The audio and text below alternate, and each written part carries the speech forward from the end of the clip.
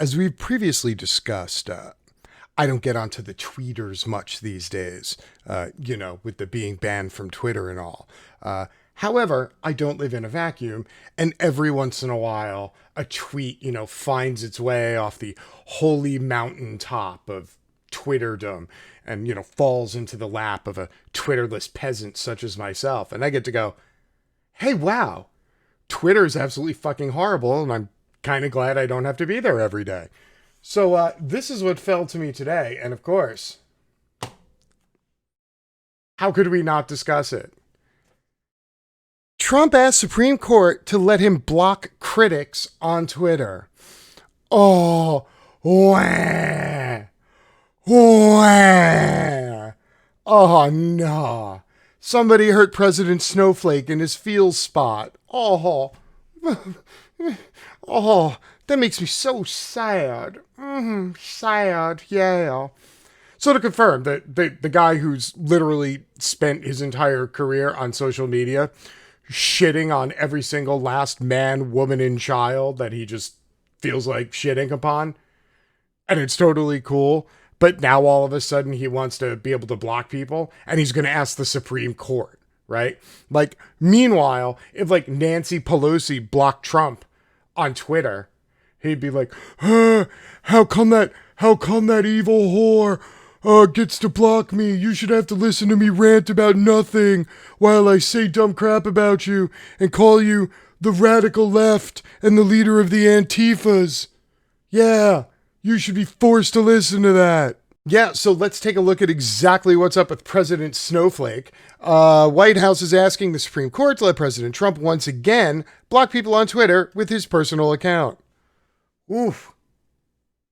Oh. He's looking quite corpulent these days. If you don't know what the word corpulent means, get a book.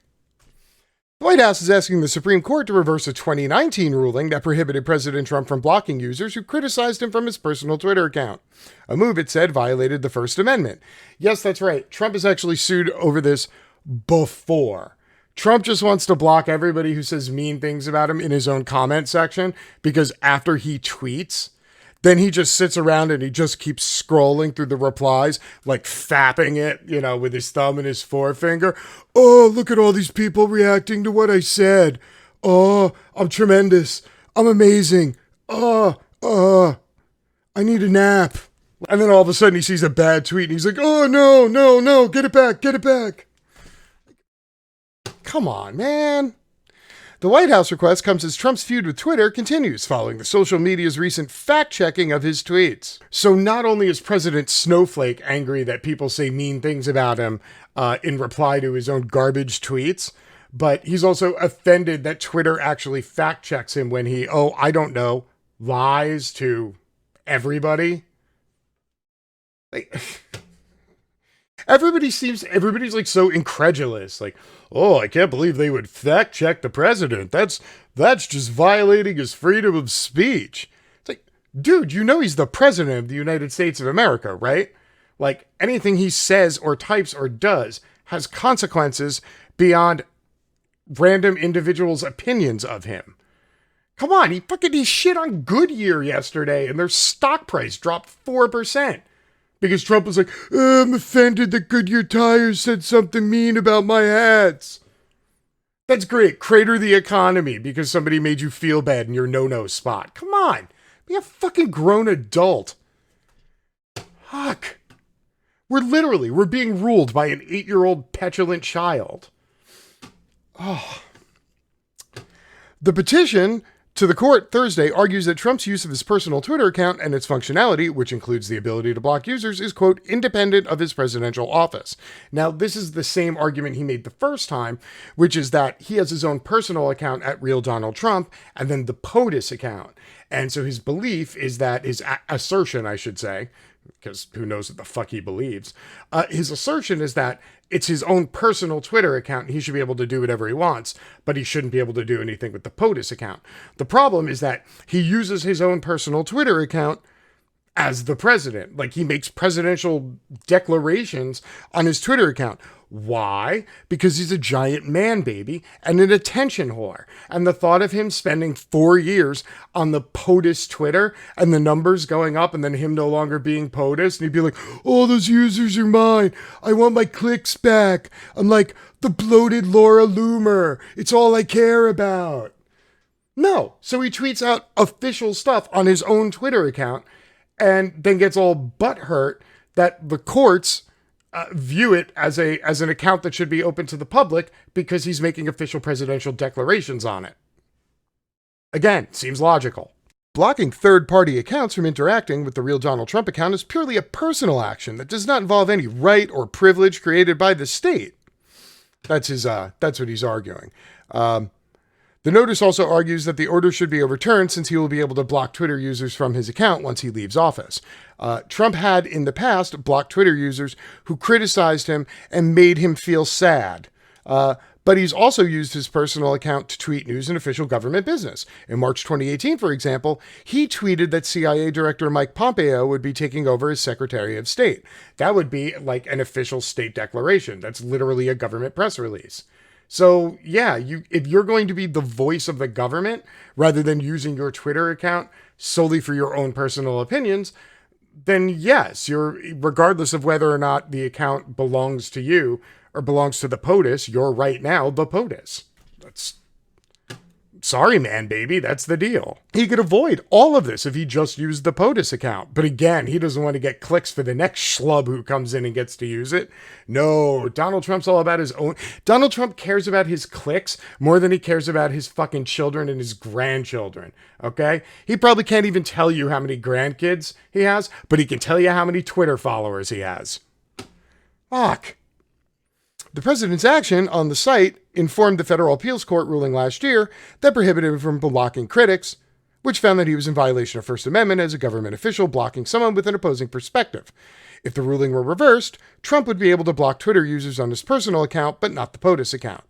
If the Supreme Court agrees to take the case, it likely wouldn't do so until October, according to CNBC, but it wouldn't come to a decision until June 2021, well after the election. The move is another example of how heavily Trump has used the social media platform during his presidency. He recently had a run-in with Twitter, where the site put a warning on one of his tweets saying it violated policies about, quote, glorifying violence. Another fact check issued by Twitter led to Trump issuing an executive order broadly impacting social media companies. That's right. Trump flat out lied in a tweet, put it out into the Twitter sphere. Twitter fact-checked it because that's what they're supposed to do. That's responsible. And Trump's answer, being the giant petulant man baby that he is, was to issue an executive order so we could come down hard on all these social media companies and you know, how they're just shaming and banning conservatives. Yeah, I'm still banned, asshole. So one of the main reasons that Donald Trump lost the first time he tried to do this was because they said that he conducts so much official business on his Twitter account that it would violate, everybody else's free speech if they couldn't reply to him, because he puts out so many official declarations on his Twitter account. Now, to back that up, I actually found this interesting stat. This right here is the number of press briefings given by the White House every year since 1994. Normally, press briefings are held by your, for Trump, it would have been Sarah Huckabee Sanders and then Katie McCaney. And somewhere in between was our friend Spicy. And for about a week and a half was Scaramucci. Yeah, I'm Tony Scaramucci. Yeah. Yeah, sure. I'll answer your questions. Go ahead. Yeah, no, not yours. Yeah. So, they had a fun go of it there. But this is how many press conferences they normally have. Over the last few years, the presidency averaged, somewhere about 200 press briefings per year. In 2018, Trump held 64 press briefings. So Donald Trump's social media accounts are even more important and more magnified because the White House as an organization, which is owned and operated by and for the public, is no longer communicating with the public. Ergo, Trump stuff is even more important than it used to be. Now, Alexandra Ocasio-Cortez did the same thing. She actually blocked a bunch of Twitter users a few years back, and she got sued, and she eventually had to unblock them. And the courts basically ruled the same thing, that because she's a public official, it was a matter of public record, and everybody else's freedom of speech should not be violated, and they should be able to communicate with elected officials. Now, AOC did make a very good point. The president sitting in an executive seat does have the ability to change policy overnight, she said. A member of Congress does not. Every single person in this country is a constituent of the president. My constituents are limited to the Bronx and Queens. So to the other point, every last person in America is a constituent of the president of the United States of America. Ergo, their ability to communicate back and forth with the president should not be hampered or hindered by government. If you don't like that, and you feel like this is some horrible libtard, beta cuck, soy boy plot to, ruin your freedom of speech, please feel free to go get angry at the group of old white dudes who used to own other human beings who wrote the magic piece of paper, okay?